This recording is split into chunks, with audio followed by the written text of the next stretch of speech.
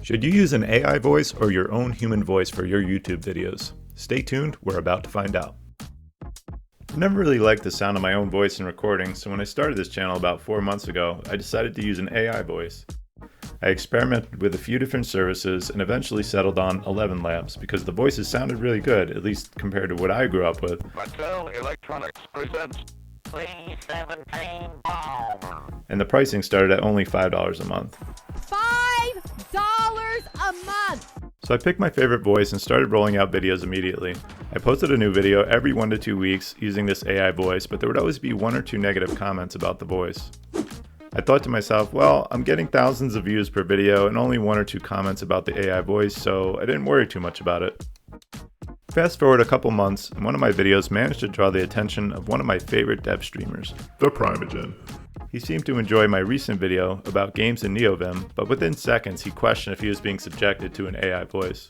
Maybe you've been coding all morning. Am I getting hit with an AI read? Are we getting hit with an AI reading, girl? The voice sounds too, it's too mediocre. This can't be a real voice, right? You know what I mean? AI voices, it's just like the absolute middle of everything. And then again later in the video, he mentioned it again, only this time with a bit of advice. Love this guy and the API. By the way, if you're gonna make videos, just a little fun fact, just like a little something, nerd signals, use your voice. You know, the reality is that people love voices, and look, hear my voice. My voice sucks, okay? I have a cartoon voice, okay? I have some sort of Rick and Morty, Michael Scott, Gilbert Gottfried, Charlie Day voice going on here where I get excited. And you know what? It's okay. All right, not all of us sound like Thor. Thor sounds magnificent. Oh, hello, it is I, Thor. Right? Like I even laugh like a dork, right? Like it just doesn't even work out. And while I trust the Primogen's judgment, as I said earlier, I really can't stand the sound of my own voice. So before I just blindly made the switch, the scientist in me knew it had to be done. I decided to run a controlled experiment. A controlled experiment is one where you have an independent variable that you alter in some way because you suspect it may have an impact on one or more dependent variables. In this case, I want to test whether changing the voiceover will have an impact on the video's stats, such as views and watch time. In this example, the voice that I use is the independent variable, and the video stats are the dependent variables. Alright, I don't have time to drop science on you all day, so let's get to the experiment. I made a total of 3 videos, all identical in every way except for the voiceover. The video footage, the editing, the title, description, thumbnail, subtitles, tags, and every other video setting in YouTube Studio were identical, and all 3 videos were scheduled to be released at exactly the same date and time. I made the first of the 3 videos following the same process I have for the last 4 months since I started this channel. This was my control. This uses a pre-built female AI voice from 11 Labs called Matilda.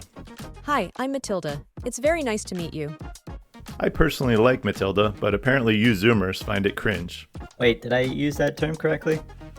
For the next video, I used another AI voice, which was partially cloned from my own voice, with a few other male voices thrown into the mix to make it sound less like me, because, like I said, I don't like the sound of my own voice. Hi, I'm your clone, dude. It's very nice to meet you. I really don't know how I feel about this voice. It sounds a bit like a real person, but also a bit clunky.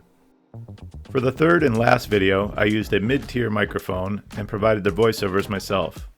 As I edited the last video, I kept cringing at the sound of my own voice, hoping dearly that this video doesn't outperform the other videos.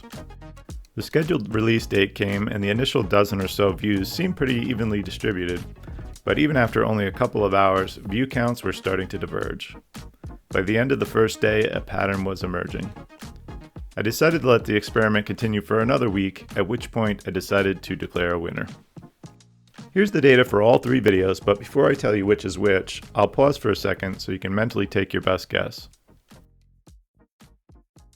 Without further ado, in last place with only 358 views and an average watch time of 70 seconds, giving a total watch time of less than 7 hours, is the AI clone of my own voice. No big surprise there, this voice was mediocre at best. Not far off is second place with 368 views and an average watch time of 73 seconds, giving a total watch time of 7.6 hours. And then we have a clear winner with 565 views and an average watch time of 84 seconds, giving a total watch time of 13.3 hours. Drum roll, please. And the winner, with nearly 50% more views than the other videos, my own stupid voice. Doing this experiment has certainly caused me to rethink a few things, which in and of itself means the experiment was probably a success. As you can tell, I decided to use my own voice for this video, and I honestly dislike the process compared to using 11 Labs, but I'm not sure how much of this is just due to me being outside of my comfort zone, so I may continue with it at least for a while to see how it goes. Let me know what you think. Do you agree or disagree with the data? Let me know which voice was your favorite below in the comments. If you like this type of video and you can tolerate my voice, make sure you subscribe for more content like this in the future.